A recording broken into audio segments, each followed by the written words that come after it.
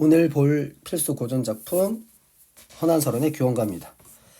조선시대에 몇 개 안 되는 여류 문학작품입니다. 그래서 문학사적 가치는 좀 있어요. 다만 평가원이나 수능에서 그렇게 많이 다뤄진 작품은 아닙니다. 그럼에도 불구하고 기본 작품이기 때문에 이 정도 작품은 좀 알고 있는 게 좋을 것 같아요. 첫 번째 문장부터 시작하도록 하겠습니다. 엊그제 젊었더니 여기까지 한번 끊어보고요. 과거입니다. 엊그제까지만 해도 젊어 있었는데 하마 벌써 어이다 늙거니. 그럼 여기서부터 여기까지는 현재의 모습이겠죠. 그래서 표현상 특징이나 시상 전개 방법으로 과거와 현재를 대비하고 있다, 혹은 과거 회상을 통해서 시상을 전개하고 있다라는 말을 쓰기도 합니다. 그러면 지금 자신의 현재 모습과 달라진 과거의 모습을 대비하고 있기 때문에 과거 회상을 하고 있다는 정도 충분히 맞출 수 있을 거라고 보고요. 그 다음 문장 갑니다. 소년 행락을 생각하니 일러도 속절없다. 이제 여기서 생각한다는 게 바로 방금 전에 얘기했던 과거 회상을 의미하는 겁니다. 소년 시절, 요 소년 시절은 보이를 의미하는 게 아니고요. 어린 시절을 의미하는 겁니다. 자, 어린 시절에 행락, 다니면서 즐거워했던 일을 생각하니 말하여도 속절 없구나. 역시 이것도 과거와 현재를 대조하고 있다고 생각하시면 돼요. 이 말을 할 때의 전제는 과거는 즐거운데 지금 즐겁지 않다는 걸 깔고 있는 거잖아요. 그래서 과거, 현재를 대조하고 있다.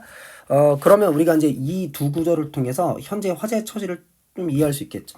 현재 화자는 과거와는 다르게 외모도 많이 변했고, 그 다음에 즐거웠던 삶과는 다르게 지금은 매우 어려운 삶을 살고 있구나 정도 생각할 수 있겠고, 그러면 화자는 여기에 빠져 있겠네요. 고뇌 혹은 갈등. 되시죠? 그 다음 가겠습니다. 늙어서 서러운 말씀 하자니 목이 메는구나. 그래서 이제 이 구절이 현재를 의미하는 거예요. 현재 늙어서인 거죠. 서러운 말씀. 자, 이 서러운 말씀, 요게 화자가 지금부터 할 전체 스토리, 그러니까 화자의 정서 태도의 핵심이다. 이렇게 생각하시면 되고요. 한번 포인트 주고 할까요? 하자니 목이 메는구나. 부생모육, 지금부터 이제 서러운 말씀을 할 겁니다.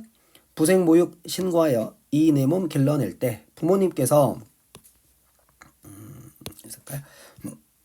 부모님께서 아버님께서 낳으시고 어머님께서 기르신다는 의미인데요. 부모님께서 낳아 기르셨다, 이 정도로 보시면 되고, 신고할 때 신자가 요거 많이 본 거죠. 요거 왜 여러분들 라면 많이 드시잖아요. 이거 신라면 할 때 그 신자입니다. 신라면이 매운 라면이잖아요. 그래서 매움이라는 의미인데 뒤에 이 고자가 이 고생이라는 의미예요. 그래서 신고라고 하는 건 바로 고생을 의미하는 겁니다. 그러면 이렇게 연결하면 이 고생에 누가 했다는 겁니까? 부모님께서 하셨다는 거죠. 그래서 왜 우리 이런 말 많이 쓰죠. 나도 부모님의 사랑받고 자란 자식이야, 혹은 나도 우리 집에 가면 귀한 자식이야, 이런 말 쓸 때 보통 이렇게 쓰는 거예요. 그러니까 부모님께서 나를 낳고 기르실 때 몹시 고생하시어 이 내 몸 길러낼 때, 그러니까 부모님의 사랑을 듬뿍 받고 살았다는 겁니다. 그럴 때 공업배필은 못 빨아도, 그렇죠. 이거는 자식이 한 얘기보다는 이제 부모님들이 이런 말씀 많이 하시는데, 내가 어떻게 기른 자식인데 내가 내 자식 기를 때에는 너 같은 놈은 안 만나겠을 거야, 뭐 이제 보통 이런 식으로 많이 하시잖아요. 드라마 같은 데 보면 이때 공호배필이 바로 배우자의 상을 의미하는 겁니다. 그래서 공후배필, 높은 벼슬아치의 배필, 배필은 이제 배우자를 의미하는 겁니다. 배우자가 되는 것은 바라지 못하더라도, 그러니까 한마디로 말하면 고관대작의 배우자 아내는 되지 못하더라도 적어도 이 정도는 됐으면 좋겠다라고 하는 거예요. 군자호구, 군자 같은 사람의 좋은 짝이 되기를 바랬는데 라는 의미입니다. 그러면 여기까지는 보통 우리가 이제 생각하는 이상적 배우자죠. 배우자. 공후배필 같은 정도는 바라지 못하더라도 적어도 군자호구 정도는 원했었는데 라는 얘기는 그렇게 안 됐다는 얘기네요. 삼생의 원업이요 월하의 연분으로, 이 구절 삼생의 원업이요 월하의 연분, 이제 이런 걸 우리가 한마디로 말하면 운명적으로 정도 생각하시면 되고 그냥 조금 더 흔히 하는 말로 따지면 팔자라고 생각하시면 돼요. 이 정도. 삼생의 원업할 때 삼생이라고 하는 거 우리 이제 불교에서 나오는 말인데 전생, 현생, 차생 뭐 보통 이렇게 얘기하거든요. 그걸 한 인간이 갖고 있는 운명이라고 얘기하는데 그래서 이제 운명 정도 생각하시면 돼요. 전생의 업이라는 의미입니다. 전생이 지은 죄라는 의미인데 보통 우리가 이제 이런 걸 운명이라고 하죠. 운명의 탓으로 또는 그러니까 운명의 탓이요 월화의 연분으로 월화의 연분도 마찬가지입니다. 보통 뭐 이 정도까지 모르셔도 되고요. 월화 노인이라고 해서 우리 전통적으로 남녀의 그 부부의 인연을 맺어주는 신이 있어요. 이 신의 인연으로라는 얘기입니다. 신이 맺어준 인연으로 라는 의미인데 한마디로 말하면 운명이라는 얘기입니다. 자, 위하고 연결해 보면 우리 부모님께서 나를 낳고 기르실 때 매우 고생을 많이 하셨는데 그때만 해도 뭐 공우배필 정도는 못해도 적어도 군자오구 정도는 되지 않을까라는 생각을 하셨는데 현실은 좀 이렇게 됐다는 겁니다. 현실은 결국 운명 때문에 혹은 팔자 때문에 그 다음이죠. 그러니까 지금 만난 사람은 이런 사람입니다. 장한유업 경박자를 꿈같이 만났다는 거예요. 그래서 원래 원했던 건 군자오구 정도는 됐는데 현실은 잘못했네요. 현실은 이렇게 됐다는 거죠. 장안의 가장 경박한 사람을 만나서 이런 얘기입니다. 그래서 이게 현재 남편입니다.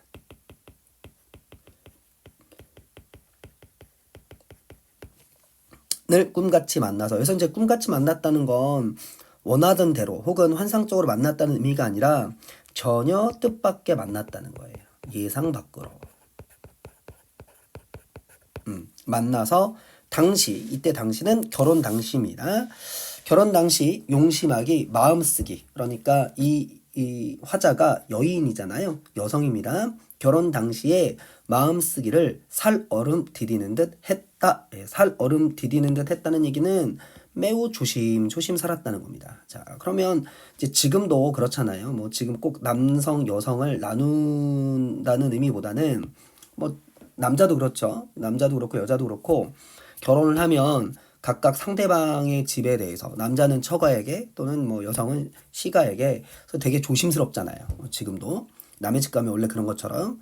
그런데 이때 당시는 더 했겠죠. 특히 그 가부장적 사회였잖아요. 조선시대가 그 시기에 여성의 매우 그 시집살이가 심했을 겁니다. 그러니 결혼 당시에 마음 쓰기가 마치 살얼음 디디는 것처럼 매우 매우 조심스러웠다. 뭐 그 정도 생각하시면 되고 이 구조를 통해서 당대 여성들의 고달픈 삶을 확인할 수 있습니다. 의 고달픈 삶. 이 정도 정리하시면 되겠고 뭐 고된 시집살이 정도 뭐 이렇게 해도 상관없습니다. 3528 겨우지나 3528은 15, 16살인데요. 15, 16살 겨우지나 천원 여질 절로이니. 자, 여기서부터 여기까지는 이 구절 자체가 어느 시절을 말하는 겁니까? 바로 과거를 말하는 거죠. 예전에는 결혼을 좀 일찍 했잖아요. 지금은 뭐 30대 뭐 이 정도 돼야 결혼을 하는데 예전에는 10대 중후반 되면 결혼했단 말이죠. 지금 그 얘기를 하는 거예요. 15, 16살 겨우지나 천연여질, 손대지 않은 아주 자연스러운 아름다운 모습이 저절로 일어나니 이 얼굴과 이 태도가 나타내는 말이 뭡니까? 바로 천연여질이죠. 과거에 자신의 그 자연스럽고 아름다운 모습입니다. 이 얼굴과 이 모습으로 100년 기약을 하였는데 100년 기약이 바로 우리가 뭐죠? 혼인이죠. 혼인을 했다는 겁니다. 지금 과거 회상하고 있네요. 연광이 훌루라고 조물이 다시 하여 할 때 이 연광이 훌루라다는 건 연자가 해연자죠. 광자는 빛광자입니다. 그래서 연광하면 관습적 표현인데 보통 세월, 즉 시간을 의미합니다. 훌루했다는 얘기는 세월이 빨리 흘러갔다는 거고요. 세월이 빨리 지나고 조물이 다시 하여 할 때 다시라고 할 때 이 시가 시기심을 의미하는 겁니다.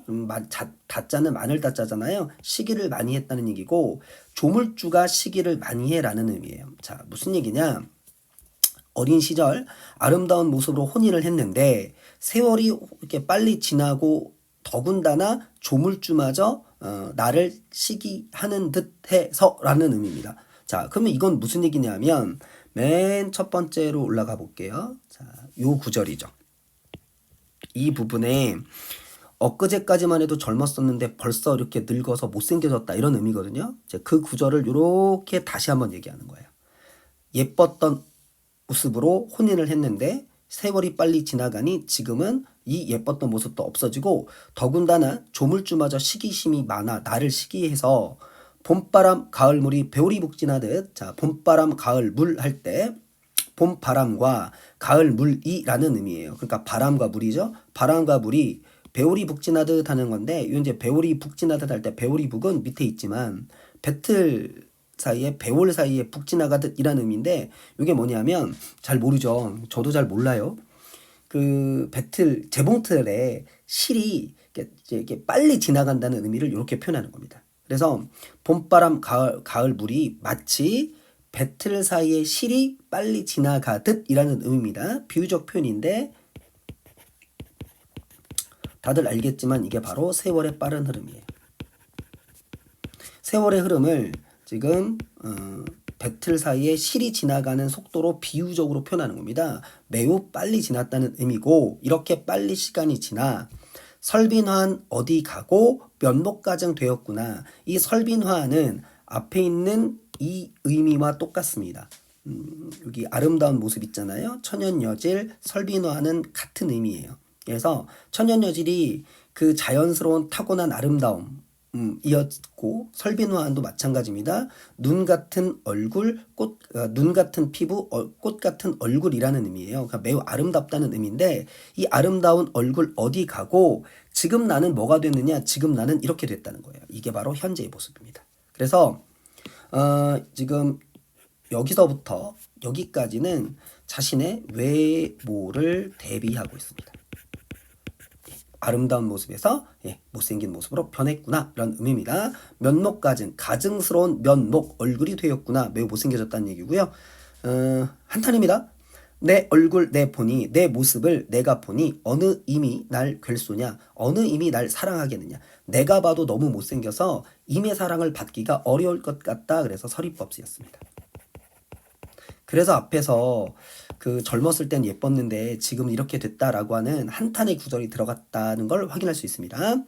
스스로 나 스스로 참괴 부끄러워하니 누구를 원망할 수 있을까? 역시 서리법이죠. 그러니까 이거 다 누구 탓이라는 얘기입니까? 내 탓이라는 얘기예요. 내가 못생겨져서 이렇게 됐으니 내가 님을 원망할 수 있겠니? 라고 해서 서리법을 통해서 자신의 처지를 한탄하고 있습니다. 그래서요 요거 오해하시면 안 되는데 지금 이렇게 된 건 다 누구 탓이라고 하는 거냐면 자책인 거예요. 자책. 그래서 이게 이제 제목이 제목을 잠깐 보시면 규원가라고 돼 있어서 원망이 보이잖아요. 이거. 그래서 학생들이 좀 오해할 때가 이 작품은 대상을 원망하는 작품이다 이렇게 오해하는 경향이 있습니다. 네, 원망하지 않아요. 지금 이 작품은 제목은 원망이지만 자신을 자책하고 있다 이렇게 보시고요. 선택지에 님에 대한 원망 이런 말 들어가면 가볍게 지킬 수 있어야 됩니다. 자, 여기까지가 일단 서사입니다. 서사의 특징은 과거 회상, 과거 현재를 대비, 그리고 과거의 모습과 현재 모습을 대비해서 변화된 외모를 한탄하면서 자신의 처지를 드러내고 있다. 이 정도로 보겠습니다. 그리고 전체적인 어조는 탄식, 영탄입니다. 자, 그 다음 가시죠. 335 야유연에 새로운 사람이 나왔단 말인가 할 때 다 아는 것처럼 이 335는 끊고요. 야유연이 바로 이제 술집입니다. 그럼 당연히 술집에 누가 갔겠어요? 당시에 남성들이 갔겠죠. 335는 아마 자기 남편과 같은 무리들을 말하는 겁니다. 남편이 335 주변 친구들과 함께 술집에 새로운 사람이 나왔단 말인가 라는 얘기는 새로운 사람이 나왔기 때문에 거기에 갔단 말인가 라는 의미예요. 그때 요 새로운 사람 한번 체크해 두고 가겠습니다. 여기서 이제 좀 주의하실 건 실제로 새로운 사람이 나왔다는 얘기가 아니에요. 그때 보시면 말인가라고 했죠. 그럼 이건 뭐죠? 추측입니다. 그래서 지금부터 남편의 행적을 추측할 거예요. 자, 왜 그런지는 좀 이따 설명할게요. 어쨌든 중요한 건 새로운 사람 때문에 새로운 사람을 보기 위해서 자기 남편 님이 지금 나를 떠났다라는 의미인 겁니다. 꽃 피고 날 저물 때 정처없이 나가서, 자, 꽃 피고 날 저물 때라고 하는 건 이건 봄이죠. 그리고 이제 저녁 무렵이에요. 그래서 이게 이제 시간, 계절과 시간이 나타내고 있는데, 자, 이거는 이렇게 이해하시면 돼요. 우리 봄 저녁입니다. 봄날에 꽃 피고, 그러니까 매우 아름다운 날이죠. 그런 날 저녁 때이라는 의미예요. 그러니까 아주 좋은 시간, 아주 좋은 날, 아주 좋은 시간에 정처 없이 나가서 이제 정해진 곳 없다는 얘기인데, 이제 요거를 이렇게 이해하셔야 돼요. 정처 없이 나갔다는 얘기는 무슨 얘기냐? 지금 화자는 님, 그러니까 대상이 어디 있는 줄 모르는 겁니다. 대상의 위치를 모르는 거예요. 그러니까 이제 요 구절하고 위에 추측하고 있다는 거하고 묶어서 선생님이 지금 드릴 말씀이 있는데, 요거 어떻게 받아들이는 거냐면, 그러니까 이 말은 님과 화자가 완전히 못 돼 있는 상태라고 하는 걸 나타내 주는 거냐, 단절된 상태를 나타내 주는 거예요.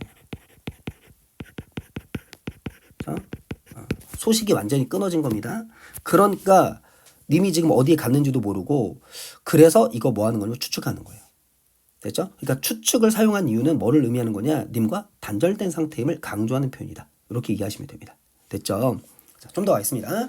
백마금편으로 어디 머물러 다닌다는 말인가? 마찬가지죠. 백마금편으로 어디 머물러 다닌다는 말인가라는 얘기는 어디를 다니는지 모른다는 얘기잖아요. 백마금편이라고 하는 건 백마, 흰 말을 타고 그다음 금채찍을 들고 옵니다. 이건 남편의 행장, 즉 남편의 모습을 의미하는 거예요. 멋진 차림으로 라고 생각하시면 돼요. 지금으로 따지면 흰색 벤츠 타고, 그 다음 여기 금편은 금채찍인데 뭐 롤스로이스 시계를 차고 이런 얘기입니다. 그래서 매우 멋진 차림으로 도대체 어디 다닌단 말인가? 역시 마찬가지죠. 님이 어디 있는지 아는 거예요? 모르는 거예요? 모르는 거예요. 이렇게 연결하는 겁니다. 역시 단절된 상태를 드러내 준 거다. 원근을 모르거니, 그래서 이렇게 얘기하는 거죠. 원근은 직역하면 가깝고 먼이라는 의미인데, 여기서는 거리입니다. 누구와의 거리? 님과의 거리. 님과의 거리를 모른다. 왜? 역시 단절된 상태이기 때문에. 소식이야 더욱 알려 소식조차 끊어졌다는 얘기죠. 그러니까 되죠. 전부 다 이겁니다. 우리 그렇잖아요. 그러니까 떨어져 있어도 어디 있는지라도 알면 그나마 걱정을 좀 덜 하거나, 혹은 잡으러라도 갈 수 있죠. 이놈의 자식 어디 있나, 이렇게 갈 수는 있다고요. 그런데 지금은 완전히 소식이 끊어지고 어디 있는지도 모르는 상태입니다. 따라서 님에 대한 그리움, 뭐 또 안타까움이 더 부각될 수밖에 없는 상황이다. 이렇게 이해하시면 되고요. 알야 서리법 쓰였네. 인연이 끝났다고 하지만 생각이 없겠느냐? 생각은 그리움입니다. 그리움이 없겠느냐? 역시 서리법이고요. 얼굴을 보지 못하거든 그립기나 말으려면, 그립기나 좀 말지. 얼굴을 보지 못한다면 그립기라도 안 했으면 좋을 텐데, 12때가 길기도 길구나 30날은 지루하기만 하다. 12때는 하루를 나타내 주는 거죠. 그래서 하루를 말하는 거고요. 하루가 길기도 길구나 30날, 30날이라고 하는 건 30일, 한 달입니다. 한 달이 지루하기만 하다. 그러면 이건 뭐냐? 이건 이제 해보신 분들은 알 텐데, 이제 경험이 없는 분들은 경험을 좀 해보세요. 세상에서 가장 힘든 게 뭐냐면 기다림입니다. 그래서 이 기다림의 고통을 표현하는 거예요. 그것도 기약이 있는 기다림이면 상관없는데, 어디 있는지도 모르고 언제 올지도 모르는 기약 없는 기다림이죠. 이 기약 없는 기다림만큼 고통스럽게 하는 게 없습니다. 그래서 기다림의 고통, 이렇게 이해하시면 돼요. 옥창에 심은 매화 몇 번이나 피었다 졌단 말인가? 자, 그래서 이제 이 매화라고 하는 게 계절 감각어입니다. 보통 우리가 이제 겨울 혹은 이른 봄을 나타내 줄 때 매화라고 하죠. 그러면 옥창이라고 하는 건 여성이 머무는 방의 창문을 옥창이라고 하는데, 그건 이제 몰라도 되고요. 그 매화가 도대체 몇 번이나 피었다 졌단 말이냐? 그러니까 화자는 매화의 피고 짐을 몇 차례를 봤다는 겁니다. 그렇죠? 이게 하루 이틀 피고 지고 이런 의미로 쓰이는 게 아니고, 바로 겨울이 도대체 몇 번이나 지났단 말이냐라는 거예요. 그럼 겨울과 봄이 몇 번이나 지났다는 얘기는 바로 시간의 경과를 의미하는 거죠. 자, 님이 나를 떠난 지가 벌써 몇 해가 지났단 말인가 라는 의미고요. 겨울밤 차고 찰 때 자취는 섞어 내리고, 자, 겨울밤에는 뭐가 내리느냐? 눈이 내리는 거예요. 눈이라고 하는 게 자국, 이게 이제 자취라고 하는 게 자국인데요. 자국이 만들어지는 눈이 도대체 몇 번이나 내렸단 말이냐라는 거예요. 그러니까 자국이 내리는 눈 이렇게 많이 내렸음에도 불구하고 단 한 번도 님의 발자국이 나지 않았다는 겁니다. 이렇게 이해하시면 되겠고, 그 다음 여름날 길고 긴 여름날 그 길고 길 때 도대체 구준비는 무슨 일이란 말인가? 예, 구준비, 비가 많이 내렸다는 건데요. 잘 생각해 보세요. 화자가 밖에 내리는 눈을 보고 누구 생각하겠습니까? 님 생각하겠죠. 그리고 여름에 밖에 쏟아지는 비를 보고 누구 생각하겠습니까? 당연히 님 생각하겠죠. 그러니까 자취는 구준비 모두 누구를 의미하는 거냐? 님을 그리워하는 마음을 드러내는 거예요. 님에 대한 그리움을 드러내주는 객관적 상관말. 됐죠? 그 다음 이 두 구절 보시면 위아래 문장 구조가 어떻습니까? 똑같죠. 우리가 이런 걸 뭐라고 합니까? 동일한 문장 구조의 반복, 대꾸법이죠. 네, 대꾸를 통해서 동일한 얘기를 지금 계절을 바꿔서 제시하고 있다. 이렇게 이해하시면 되고요. 그러니까 이제 되죠. 겨울밤 계절, 여름날 계절, 대꾸. 맞죠? 그 다음에 차고 차다, 길고 길다. 역시 대구. 자취는 구준비, 대구. 이렇게 해서 대구법을 통해서 대상에 대한 그리움, 기다림의 고통, 이런 걸 드러내고 있습니다. 자, 그 다음 가죠. 삼춘하류 후시절. 삼춘하류 후시절 할 때 이 삼춘하류는 봄을 나타내 준 거고요. 봄 좋은 시절입니다. 봄 계절 감각어 쓰였네요. 위에 요 그 겨울밤 차고 찰 때 눈에서 겨울 계절 감각어, 그 다음 여름 계절 감각어, 구준비 이렇게 해서 계절 감각어 쓰였다는 거 편상 특징으로 하나 체크해 두시고요. 좋은 시절, 이 좋은 시절에 경물은 시름이 없다입니다. 자, 이제 경물이라고 하는 게 경치입니다. 아무리 봄이 좋더라도요, 화자에게 이 경치는 좋은 경치가 아닌 거예요. 그래서 시름이 없다고 표현하는 거고요. 이건 화자의 정서를 드러내주는 겁니다. 그러면 여기에서 우리가 이런 표현 하나 끄집어낼 수 있겠네요. 화자의 정서와 또는 화자의 처지와 외부 바깥 풍경이 무슨 관계다? 대조관계다. 풍경을 선생님이 이렇게 얘기해도 되겠죠. 자연. 그래서 이 지점에서는 자연과 화자 또는 인간과 자연의 대비를 통해서 인간의 정서를 심화시키고 있다. 이 정도 볼 수 있겠죠?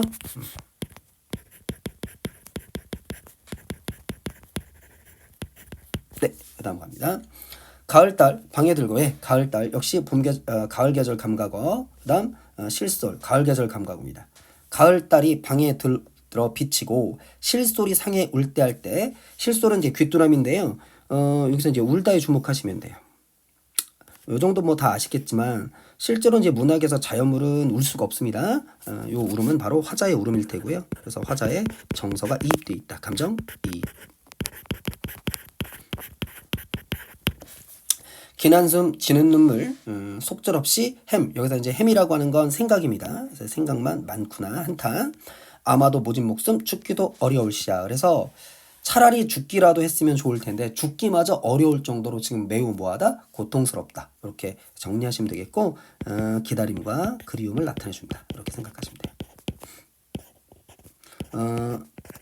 아까도 잠깐 말씀드렸는데 원래 세상에서 가장 힘든 게 기약 없는 기다림이거든요. 지금 화자는 님이 어디 있는지도 모르고 언제 올지도 모르는 상황에 처해 있습니다. 따라서 차라리 죽는 게 쉬울 정도로 매우 고통스럽다는 얘기를 하는 거예요. 그래서 기다림과 그리움, 심화. 그리고 화자의 전체 정서는 한탄. 따라서 영탄 쪽어죠. 이렇게 정리하시면 됩니다. 자, 그 다음 갑니다. 매우 이제 고통스러운 정서를 표현하고 있고요. 자, 계속 이제 고통스러운 정서만 갖고 있을 순 없잖아요. 그래서 이제 화자가 정서를 한번 전환해보고 싶은 거예요. 이렇게 돌이켜 풀어헤쳐 헤아리니 이렇게 가는 겁니다. 그래서 돌이켜서 풀쳐 해니 헤아려 보니입니다. 그래서 돌이켜서 하나하나 생각해 보니 이렇게 하여 어이하리. 그럼 이렇게 하여 어이하리는 건, 이렇게 한다는 건 뭐냐면 이렇게 고통스러워서 어찌하겠느냐는 거예요. 이거죠. 죽기 어려울 정도로 이렇게 고통스러워서 어찌할 수 있단 말인가. 그러니까 이렇게 하면 안 된다는 얘기죠. 그래서 화자는 이렇게 합니다. 청등을 돌려놓고 녹기금을 비스듬하게 안고 이렇게 가는 거예요. 그러면 너무 괴로우니까 이렇게 살기 어렵잖아요. 그래서 불을 돌려서 켜놓고 녹기금을 비스듬히 않고 이런 얘기인데요. 녹기금이라고 하는 거 밑에 있지만 검은고, 즉 악기입니다. 혹시 사시남정기 책 그 작품 읽으신 분들은 좀 기억하실 텐데, 그 사시남정기에 보면요, 사시하고 교시가 있는데, 교시가 그 한림을 유혹하기 위해서 방 안에서 열심히 검은고 연주를 하죠. 그래서 이제 그 한림이 그 검은고, 퇴근하면 검은고 소리가 있는 교시 방으로 이렇게 들어갑니다. 그러면서 한림을 자기 사람으로 만드는데, 이 시기에 당시의 여성들이 집에서 이렇게 악기 연주를 했다는 거예요. 남편을 위해서. 뭐 이게 뭐 꼭 당시만 그런 게 아니고요. 지금도 뭐 저는 아니지만 집에서 이렇게 뭐 배우자를 위해서 또는 상대를 위해서 연주하는 거잖아요. 그래서 지금 그때 썼던 녹기금을 다시 꺼내 오는 겁니다. 그래서 연주를 하는 거예요. 그러면 이 연주를 하는 데에는 어떤 의도가 있느냐? 일단 시도할 때 의도는 자기의 이 고통스럽기만 한 기다림과 그리운 마음을 조금이라도 어떻게 좀 낮추고 싶은 그런 의도로 이 연주를 하겠죠. 그러니까 정서를 해소하고 싶은 부분이 있을 거예요. 그래서 정서 해소의 의도를 갖고 있습니다. 그리움이나 뭐 기다림에 대한 일종의 해소죠. 그런데 결과는 어떻게 될 거냐? 이것도 역시 해보신 분은 알 텐데, 막상 내가 정서를 해소하기 위해서 뭘 해도 결국은 문제가 근본적으로 해결되지 않기 때문에 오히려 그 정서가 더 심화될 거예요. 그래서 결과는 화자의 정서가 심화되는 쪽으로 갑니다. 다시 말해서 그리움은 기다림이 더 심화된다. 이렇게 이해하시면 돼요. 아니, 어떤 걸로 해소가 가능하겠어요? 가능하지 않겠죠. 그렇게 생각하시면 됩니다. 그러니까 이걸 양가적으로 해석하셔야 됩니다. 의도는 정서 해소다. 정서를 좀 낮추고 싶다. 그러나 결과적으로는 그 정서는 더 심화될 것이다. 자, 한번 보죠. 병련한 곡조를 시름조차 섞어서 타니, 병련한 곡조는 이 검은고로 연주하는 연주 음악입니다. 병련한 곡조를 시름조차 섞어서 연주를 했어요.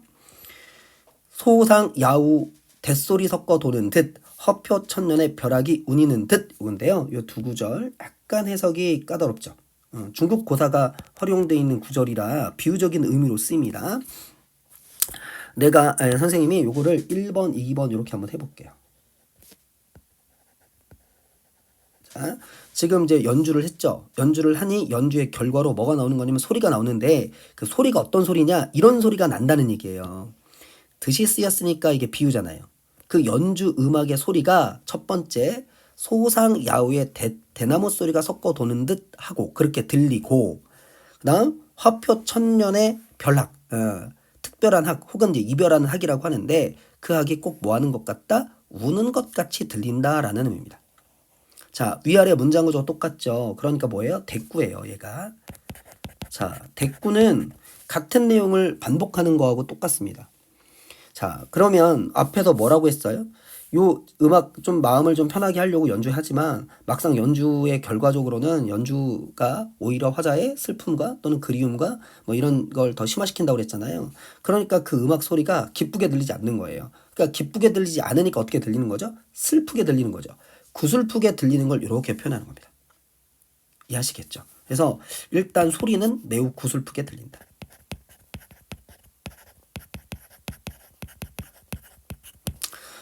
소상 야우는 이제 밤비입니다. 소상강에 내리는 밤비에 대나무 잎 소리가 들리는 것 같고, 매우 처량하다는 거고요.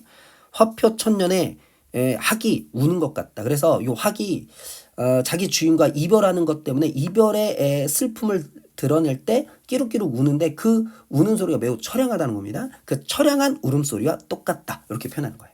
됐죠? 그래서 중국 고사의 비유에서 슬픔을 드러내고 있다. 비유가 쓰였다는 거 참고로 기억하시면 되겠습니다. 옥수에 타는 수단. 이 옥수라고 하는 단어는 당시 여성들의 손을 관습적으로 표현하는 표현입니다. 옥수, 옥 같은 손이에요. 자, 옥 같은 손에, 즉 여성의 손, 내 손에서 연주하는 수단, 솜씨는 옛소리 그대로지만은 할 때 이 옛소리가 뭐냐? 자, 앞에서도 이제 말씀드렸는데, 당시의 여성들이 남편을 위해서 연주를 많이 했다고 그랬죠. 그러면 이 옛소리는 옛날 소리 그대로예요. 그러면 이게 뭐겠습니까? 그렇죠. 남편 앞에서 연주하던 음악 그대로입니다.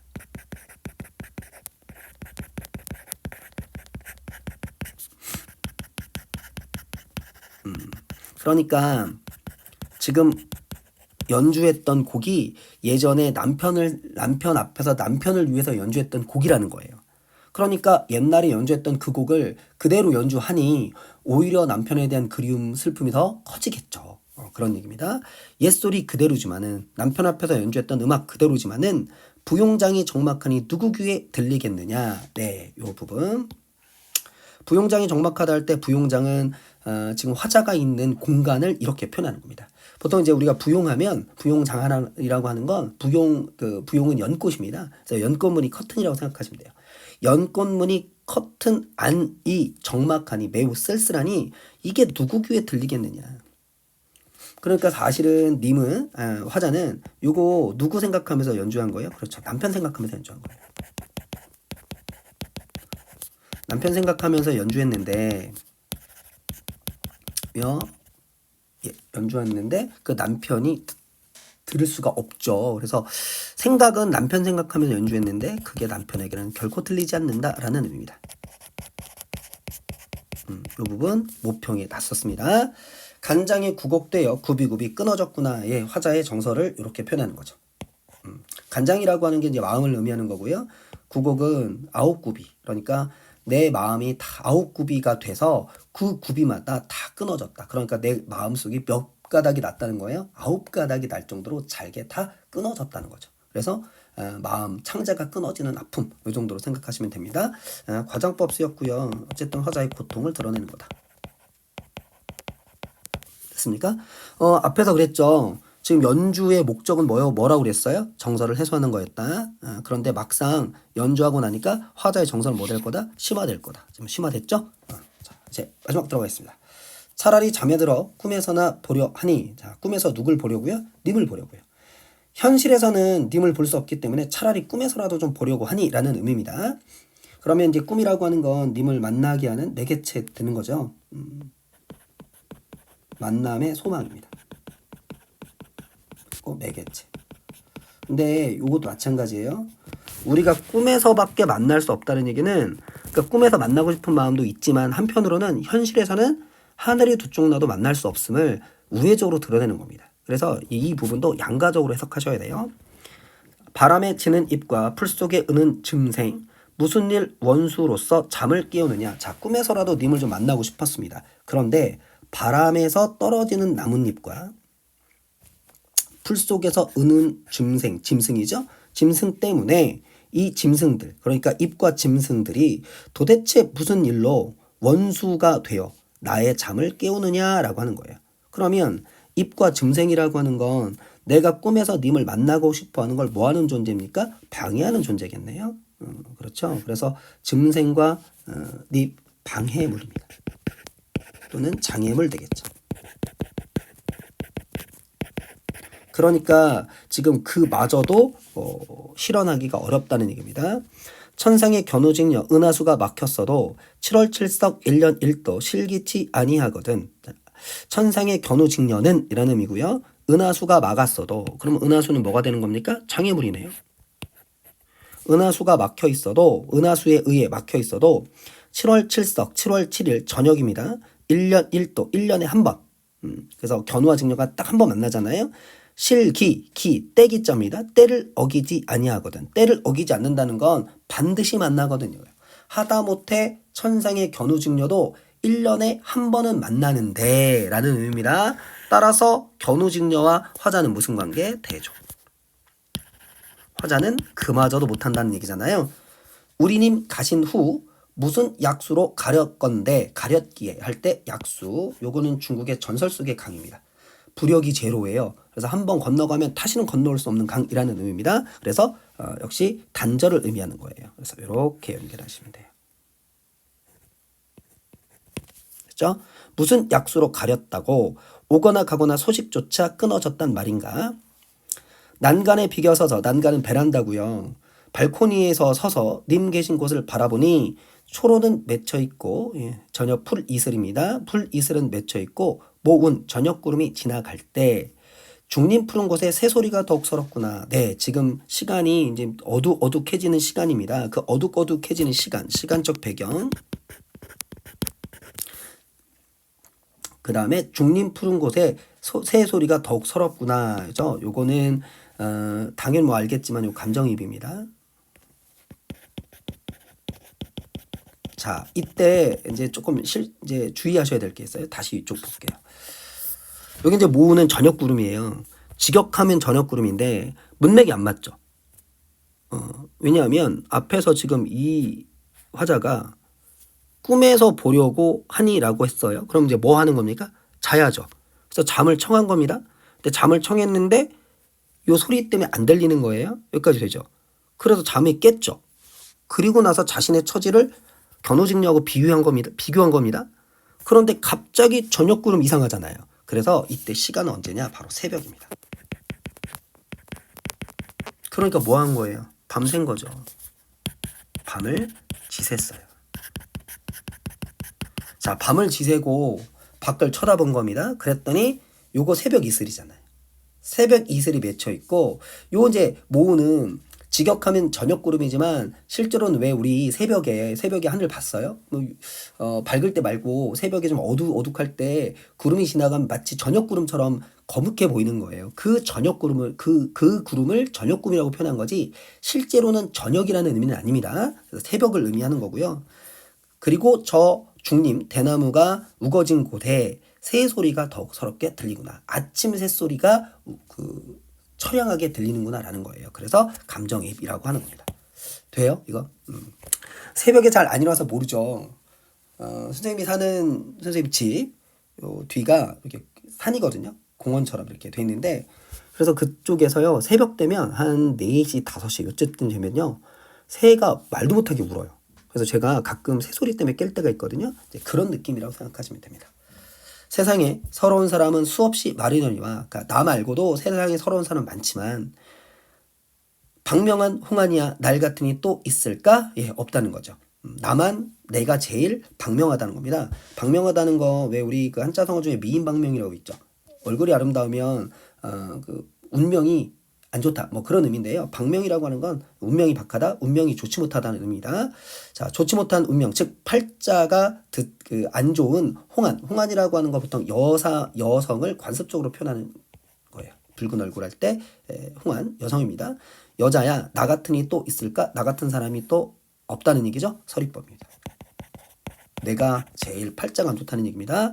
아마도 이 님의 지위로 살 듯 말 듯 하겠구나. 자, 맨 마지막 구절 조금 신경 쓰셔야 되는데 아마도 이 님은 이제 자기 남편이고요. 지위라고 하는 게 이제 탓입니다. 님 때문에 내가 살 듯 말 듯 하겠다라는 의미예요. 한마디로 말하면 나 님 때문에 죽을 것 같아요 라는 의미입니다. 자, 여기서 우리 한번 생각해 보세요. 그래서 이게 지금 님을 원망하는 걸까요? 표면적으로는 원망이라고 볼 수 있죠. 왜냐하면 나 너 때문에 죽을 것 같으니까. 그런데 이 이면, 즉 속뜻은 원망이 아닙니다. 왜 우리 그렇잖아요. 너무 사랑하는 사람이 있는데 그 사랑하는 사람이 내 뜻대로 움직이지 않아요. 그럴 때 우리가 나 너 때문에 정말 미칠 것 같아. 나 너 때문에 죽을 것 같아 라고 하지만 그거는 정말 죽겠다는 게 아니죠. 정말 미치겠다는 게 아니잖아요. 그만큼 나는 네가 뭐하다는 얘기입니까? 좋다는 얘기죠. 그래서 표면적으로는 원망이지만 그 이면적으로는 님에 대한 사랑과 그리움을 부각하는 구절이다. 이렇게 생각하시면 돼요. 됐죠? 예, 여기까지 규원가였습니다. 뒷부분에 정리 좀 잘 돼 있으니까요. 마무리로 한 번 더 확인하시고 모르겠습니다. 이게 그 수능이나 또는 뭐 평가원에 얼마나 많이 나올지는 잘 모르겠어요. 그동안 많이 나오지 않았기 때문에. 그러나 어쨌든 조선시대 가사 중에 여성 문학작품의 대표작품이기 때문에 기본 작품으로는 꼭 알고 있어야 되겠고요. 정서철이나 이런 거 중심으로 잘 정리하시면 될 것 같습니다. 자, 이렇게 해서 필수 고전작품 규원가 마무리하도록 하겠습니다.